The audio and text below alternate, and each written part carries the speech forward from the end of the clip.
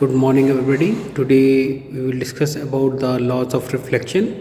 And for the laws of reflection, I have to show in a diagram that can be easily explained and it can be easily understand. Laws of reflection जो है, light का reflection जो है उसके बारे में पढ़ेंगे और ये बहुत इम्पोर्टेंट टॉपिक है और डायग्राम के बगैर ये समझना बड़ा मुश्किल है। तो डायग्राम में देखेंगे हम। यहाँ आप देखेंगे कि incident ray, this is the incident ray, reflected ray and normal all lies in the same plane. इसके दो पार्ट हैं। फर्स्ट लॉ बोलता है the incident ray, normal and the reflected ray all lies in the same plane and the angle of incidence is equal to angle of reflection. ये normal है इसका और ये रिफ्लेक्टेड रे है, reflected ray,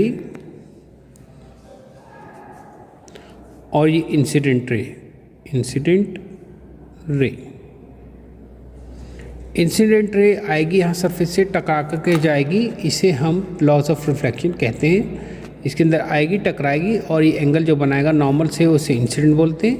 ये भी दो तरीके के रिफ्लेक्शन होते हैं, irregular and irregular. Regular reflection जैसे इरेगुलर रिफ्लेक्शन आप देखेंगे अलग अलग, ये माइक्रो में दिख रहे हैं।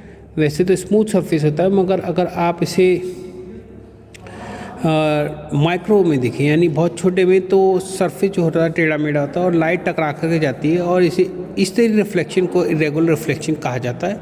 और ये रेगुलर रिफ्लेक्शन ऐसा है कि जैसे कोई भी लाइट गिरी और उसमें हम देखें तो उसे साफ नज़र आता है, तो उसे इरेगुलर रिफ्लेक्शन कहा जाता है।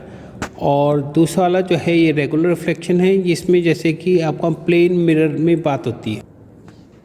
जैसे आप देखेंगे कि यहाँ पर ये रेगुलर रिफ्लेक्शन है, जैसे ये इस तरीके से है जैसे कि आप मिरर में सारी लाइन जो है सेम एंगल बना रही है और इस तरह की रिफ्लेक्शन जो होता है वो सिंपल प्लेन मिरर या मिरर्स में नज़र आता है। जाला जो है ये कोई भी लाइट गिरती है तो उस पर थिंग्स नज़र आती हैं, यानी वस्तु चमकती हैं, उसे इरेगुलर रिफ्लेक्शन में कहा जाता है। जिन्होंने ये नहीं मालूम है इरेगुलर रिफ्लेक्शन, वो इसे अच्छे से देखें। और ये आपका जूनियर क्लास में समझाया जाता है, 8th या 9th क्लास में, तो आपको ये बात मालूम होनी चाहिए।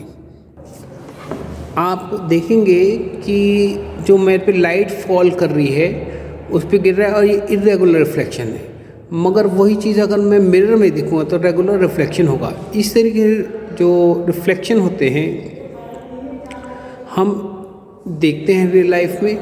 और आज के लिए इतना ही। जिन्होंने मेरा चैनल सब्सक्राइब नहीं किया है वो सब्सक्राइब कर दें, जिससे उन्हें फिज़िक्स समझने वाले वीडियोस हिंदी और इंग्लिश में मिलते रहें। Thank you.